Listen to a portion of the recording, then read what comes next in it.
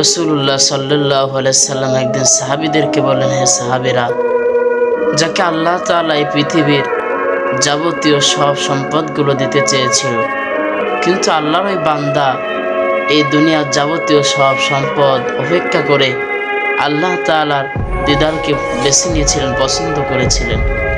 কোনো সাহাবীরা কোনো কিছুই বুঝতে পারলেন না।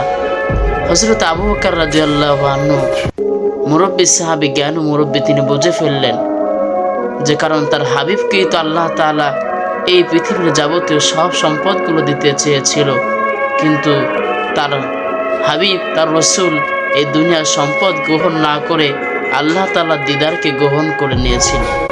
সাহাবীরা বললেন যে রসুল কার কথা বলেছে, এতে কান্না করার কি আছে?